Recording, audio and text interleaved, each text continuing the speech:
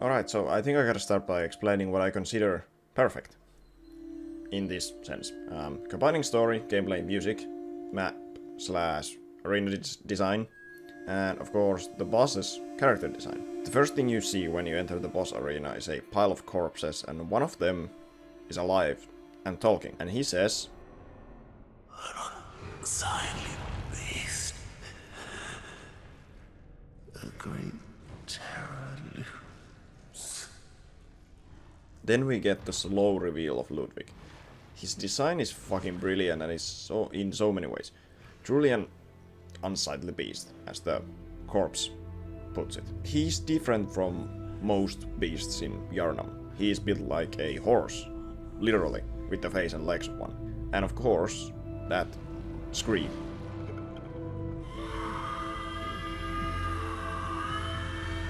He does have another head as well, with a bunch of eyes inside his mouth. Gotta get those eyes on the inside, as everything does in Bloodborne. Anyway, but with Ludwig, it doesn't seem he made them intentionally, but by accident when turning into a beast. You know, Bloodborne's combat is excellent. The classic Souls-like dodging and timing your attacks, but Bloodborne took it to the next level. The little additions like rallying to gain your health back and faster sidestepping other than just rolling, and of course making the enemies way more aggressive. Backstepping against bosses is a terrible idea most of the time, as they will just jump at you immediately and smack you.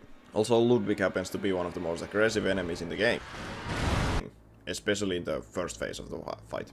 He runs at you on his four legs, wildly kicking and jumping around. Ludwig screams loudly in a beastly manner and makes those horse-like moans I mentioned. He mostly tries to hit you with his front legs, but if you get behind him, he will also try to donkey kick you if you hang around for too long. He has two variations of this jump attack, where he jumps so high he completely leaves the screen, but based on his scream, you will be able to distinguish the time for his slam when he comes back down. The long pause, and there's almost a no pause at all.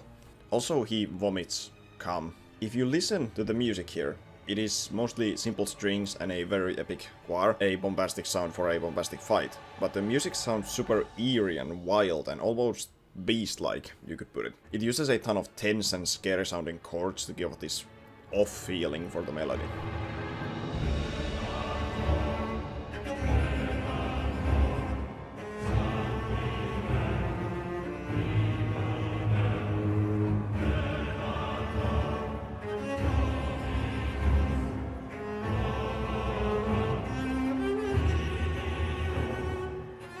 The best tactic against Ludwig here is to try and get as close as possible to his crotch. So stay under him and he won't try to kick you. Also, a very important thing is to dash towards him and avoid backstepping, as Ludwig will close the gap super fast and punish you every time you dare to even try and take a breath during the fight. Of course, fighting him isn't that simple, as his super quick and powerful attacks will punish a new player. It took me like 30 tries to beat him the first time, and sometimes even now after beating his ass multiple times. In New Game Plus playthroughs, Ludwig can still be a big challenge to overcome. Second phases for bosses in Soul series are nothing new. Bloodborne itself even had some bosses with 3 phases in the game. But Ludwig did do something completely new for the series, and that is having a cutscene in between the 2 phases. When you get to about half his health, Ludwig collapses on the floor and we see this.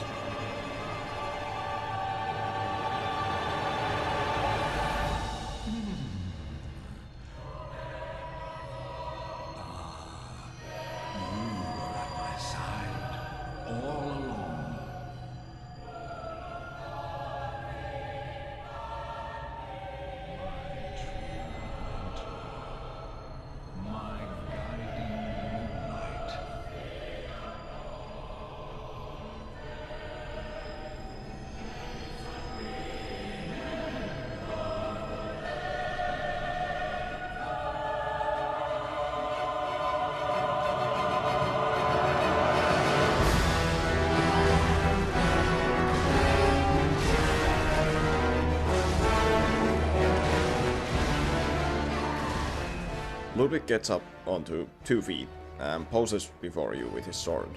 The music changes completely, the tempo is totally different. We instantly hear those intense French horns that are usually related to something heroic. The melody has also gone from sounding super disturbing and weird to pretty basic, and you could even say human-like in this case, as it is missing the beastly feeling from the first phase. And so is Ludwig himself, now standing on two legs, as I said, wielding a sword, and his voice sounding way more human as well. If you look at the cutscene again, we see it focuses a lot on Ludwig's eyes, those humanish eyes that he still has. As he spots his sword, he remembers something. Most likely his past life as a church hunter. You can see the humanity return back to him just a little bit, and the music shows it. But sadly, we know that Ludwig is too far gone in the beasthood, and we must put him down. Then, in the music we get this intense choir back. The song in the second phase uses a 3 to 4 beat. It's what you would typically hear in waltz. So the fight has literally gone from a shit show with a beast to a dance between two seasoned warriors. In his second phase, Ludwig is just as aggressive, but instead of the wild and almost random looking swings, he uses his sword in a very simple way to try and cut you down.